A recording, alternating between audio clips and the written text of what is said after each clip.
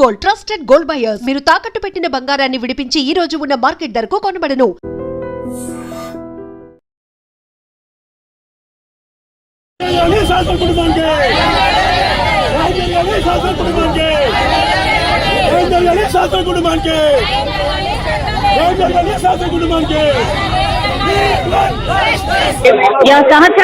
సహస్ర వాళ్ళ నాన్న మనతో పాటు ఉన్నారు. ఒక్కసారి మాట్లాడే ప్రయత్నం చేద్దాం. ఏమైంది ధర్నాకు విచారణ మొత్తం బ్యాట్ కోసం వచ్చి వెళ్ళిపోయాడు. బ్యాట్ కోసం వచ్చిందని చెప్పి చెప్తాడు. కాదు, ఇది ప్రీ ప్లాన్ మర్డర్ కోసమే వచ్చిండు. వాడు చంపేసాడు మా పాపని. రాలేడు, బ్యాట్ కోసం రాలేదు. విచారణలో ఏమైతే బ్యాట్ కోసం వచ్చిందని చెప్తారు. బ్యాట్ కోసము అదేదో కిందకి తీసుకెళ్తాడు, గుంజుకోవడమో ఏదో చేయడమో చేస్తారు కదా. 1 month నుంచి లెటర్ రాసుకునేటోని బ్యాట్ కోసం వచ్చారని ఎలా అనుకుంటారు చెప్పండి. సరే అనుకున్నారు అనుకోండి, వాళ్ళు లెటర్ రాయడం ఏంటి అసలు? అంటే ఫ్యామిలీ మొత్తాన్ని గ్యాస్ లీక్ చేయడం అంటేనే మీరు ఆలోచన చేసుకోండి. ఎలా అసలు ఫ్యామిలీ మొత్తం పోయినా పర్లేదు అన్న వేలో ఉన్నట్టున్నారు సార్ వాళ్ళు. ఫ్యామిలీ పోయినా పర్లేదు, పోతే పోయినలే, అబ్బాయిని కాపలా అంటే మీరందరు న్యాయం చేయరా పోలీసులు అందరూ? అంటే వాళ్ళు దొరికిన వాళ్ళందరూ ఒక భద్రంగా ఒక ప్లేస్ లో దాచిపెట్టి 3 పూటలు తిండి పెట్టి ఉంచుతారా? అట్లా అందరు అలానే చేయాలా? మరి చెప్పండి, మేము కూడా ఎవరినైనా మర్డర్ చేసి అలానే చేస్తాం. ఇక కష్టపడడం ఎందుకు, పని చేయడం ఎందుకు, పిల్లల్ని కనడం ఎందుకు, పెంచడం ఎందుకు? మేము కూడా అలానే మర్డర్లు చేస్తాము, వచ్చి జైల్లో వేయండి, కూర్చుంటాము. మైనర్ అయితే నా బాబుతో చేయిస్తాను. మరి మైనరే కదా వాడు కూడా, చేపిస్తాను, అలానే కూర్చోబెట్టండి. మరి నేను దానికి కూడా సిద్ధంగా ఉన్నా. పిల్లని పోగొట్టుకున్న నాన్ని పెద్ద బ్రతికే ఉంటాడు కదా జైల్లో ఉన్నా కూడా, అలానే చేయించమంటారా? బ్యాట్ కోసం కాదు, మరి దేనికోసం? నాకేం తెలుసు అండి, వాళ్ళే అడగాలి కదా దేనికోసం అని. వాడు లెటర్ ఎందుకు రాసుకున్నా వాడు అడగాలి, మాకేం తెలుసు? ఇట్లా కిట్ రాసుకొని ఇట్లా పోవాలి పోయి ఇట్లా ఎదురొస్తే చంపేయాలి, ఇట్లా చాకలు కొట్టాలని కిట్ రాసుకొని మీరే చెప్పారు. మరి అట్లాంటివి మళ్ళీ ఇప్పుడు బ్యాట్ గురించి కొత్త చెప్తారే మేడం? డబ్బుల కోసం ఒకటండి. పోలీసులు నన్ను స్పూన్ ఎక్కడ పెట్టారు, గ్లాస్ ఎక్కడ పెట్టారు, ఇవి ఎక్కడ పెట్టారు అన్ని ఎంక్వైరీ చేసినప్పుడు కంపెనీకి వచ్చిండు, చంపిండు, కథం. వాని మాత్రము ఎన్కౌంటర్ అనేది చేయండి, ఇక్కడనే కాల్చి పడేయండి, అంతే.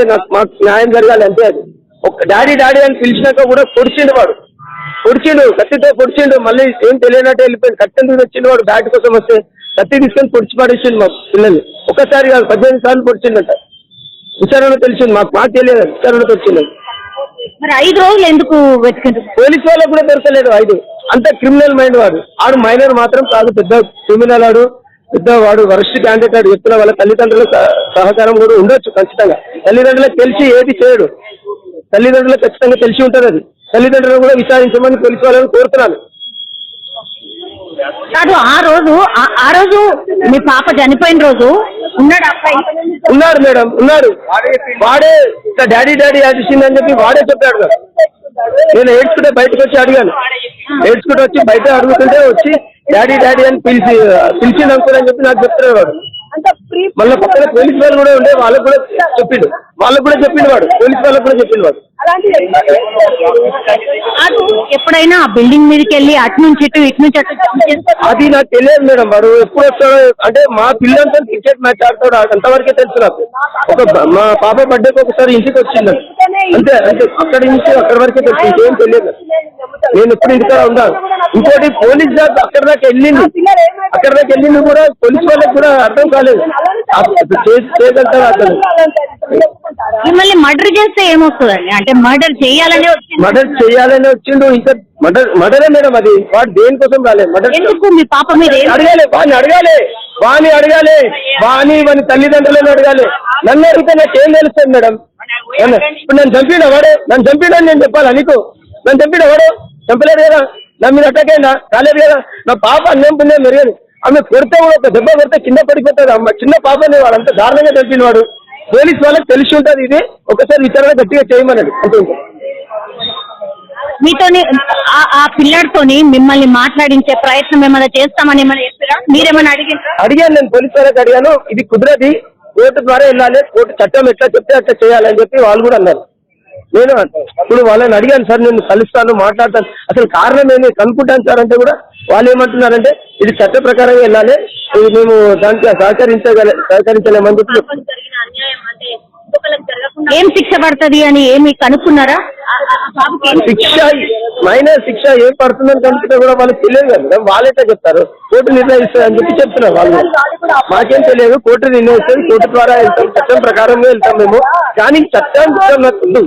నాకు మా కళ్ళ ముందు వాడిని చంపాలి, నా కళ్ళ ముందు వాడిని చంపితేనే మాకు శాంతి, నా కడుపు పంట తీరుతాం. లేకపోతే మేము మూకోం మేడం. ఇంకా పైదాకి వెళ్ళినా వెళ్తాం మేడం, ఇంకా పైదాకి వెళ్తాం. మేము గరీబ్ డబ్బులు లేవు అని ఓకే, మాకు మా సహా సాయి ఎక్కడున్నాడు, అట్లాగే వాళ్ళ తల్లిదండ్రులు ఏ సాయి అతని పేరు ఏం పేరు మేడం? వెంకట్. నేను వెంకట్ అని తెలుసు మాకు, ఆయన పేరు వెంకట్ అని తెలుసు. సాయి అని నాకు తెలియదు, ఇంతవరకు తెలియదు. మీరు చెప్తారు సాయి అని. వెంకట్ అని పిలుస్తారు ఆ గల్లీలో అందరూ ఎవరు కానీ వెంకట్ అని తెలుసు అందరు. వెంకట్ అని తెలుసు. వాళ్ళ తల్లిదండ్రులు సాయి అని పెట్టుకురో ఏమని పెట్టుకురో అదే పెట్టుకురో ఇది మాకు తెలియదు. And don't forget to subscribe to iDream. And for more videos, Please subscribe to iDream. Please subscribe to iDream. Please subscribe iDream. And please subscribe to iDream. For more videos, subscribe to iDream. please like, share and subscribe to the channel. Congratulations, iDream. Subscribe to iDream. Subscribe to iDream. So subscribe to iDream Media. iDream team andarki huge congratulations. Please subscribe iDream Media. Please subscribe to iDream. Subscribe iDream. Please subscribe to iDream.